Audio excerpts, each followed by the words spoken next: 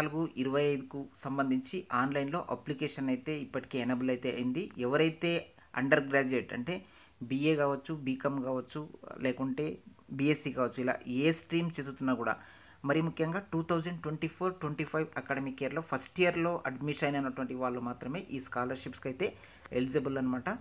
మీకు degree academic year మొత్తానికి 2,00,000 scholarships అయితే ఇవ్వడానికి రిలయన్స్ ఫౌండేషన్ వాళ్ళు అప్లికేషన్ అయితే వాళ్ళు తీసుకోవడం అయితే జరుగుతుంది. సో మీరందరూ కూడా ఖచ్చితంగా డిగ్రీలో ఈ అకాడమిక్ ఇయర్‌లో జాయిన్ అయి ఉంటే తప్పనిసరిగా ఈ అవకాశాన్ని అయితే మిస్ చేసుకోవద్దు. ఖచ్చితంగా ఆన్‌లైన్‌లో అప్లికేషన్ అయితే ఆల్రెడీ ఎనేబుల్‌లో ఉంది కాబట్టి వెంటనే ఆన్‌లైన్‌లో అయితే అప్లికేషన్ అయితే పెట్టుకోండి. ఖచ్చితంగా మీకు స్కాలర్‌షిప్స్ వస్తే చాలా లక్కీ అనమాట. 2,00,000 స్కాలర్‌షిప్స్ అనమాట ఇవి. ఓకే. ఇప్పుడు ఈ స్కాలర్‌షిప్స్ గాని మీరు అప్లై చేసుకోవాలంటే ఎలా అప్లై చేసుకోవాలి? ఎలాంటి డాక్యుమెంట్స్ అనేది అవసరం ఉంటుంది? ఎలా సెలక్షన్ ప్రాసెస్ ఉంటుంది? ఒక చిన్న ఎగ్జామ్ కూడా కండక్ట్ చేయబోతున్నారు. ఆ చిన్న ఎగ్జామ్ కథ ఏంటి అనేది వీడియోలో చెప్తాననమాట. వీడియోకి ఒక లైక్ చేయండి. ఛానల్‌ని సబ్స్క్రైబ్ అయితే చేసుకోండి. ఫ్రెండ్స్ ఇక్కడ ఇంతకుముందే చెప్పాను ఫస్ట్ ఇయర్ స్టూడెంట్స్ మాత్రమే ఈ స్కాలర్‌షిప్స్‌కి ఎలిజిబుల్. ఇండియా వైస్‌గా మనకు 5,000 మందికి మాత్రమే వీళ్ళు స్కాలర్‌షిప్స్‌కి అయితే సెలెక్ట్ చేసుకోవడం అయితే జరుగుతుంది. అలాగే స్కాలర్‌షిప్స్ వాల్యూ మనీ తీసుకున్నట్టయితే రూ. 2,00,000 స్కాలర్‌షిప్ అయితే వీళ్ళు ఇవ్వబోతున్నారు. అది కూడా గుర్తుపెట్టుకోండి.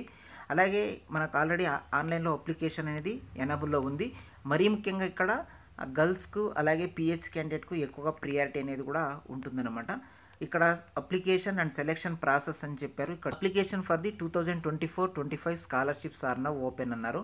అప్లికేషన్ ఫామ్ అనేది డైరెక్ట్‌గా మనం ఆన్‌లైన్‌లో సబ్మిట్ చేయాలి. ఆన్‌లైన్‌లో సబ్మిట్ చేసేటప్పుడు personal and contact information, academic information, achievements and award, supporting documents ఇవన్నీ కూడా మనం సబ్మిట్ చేయాల్సి ఉంటుంది. Next aptitude test.